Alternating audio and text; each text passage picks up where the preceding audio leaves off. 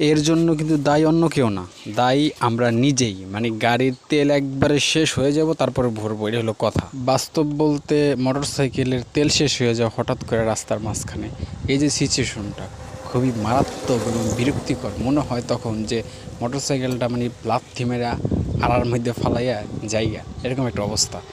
মানে পাশ দিয়ে বিভিন্ন ধরনের গাড়ি যাইতেছে, মানুষজন যাইতেছে, একটা লজ্জা যে গাড়ির তেল শেষ হয়ে গেছে, তেল ভরি না, তেল একবারে শেষ করে ভরি, এরকম একটা বিষয় মানুষ আর কি আমার উপর গেস করতে পারে। এই যে চিন্তা ভাবনা, এই কারণে একটু লজ্জা লজ্জা ভাব হয়। আবার হচ্ছে গাড়িটা যদি একটু মানে একটু কাত করে যে তেলটা একটু আসবে পাইপের মধ্যে, তারপর যে আবারও 1 কিলোমিটারের মতো যাব, এটা বুঝলাম, এটা জানি, কিন্তু এই যে কাত করে যে ধরবো, এটাই তো ধরতে লজ্জা লাগে, মানুষের দেখাইতে মন চায় না। তারপর হয়তো 1 কিলোমিটার যাওয়া যায় আর কি, কিন্তু 1 কিলোমিটারে যদি এমন জায়গায় পড়ি বিপদে, তখন তো 1-2 কিলোমিটার গেলেও হইব না, এখানে গাড়ি রাইখা অন্য একটা গাড়িতে তেল আনার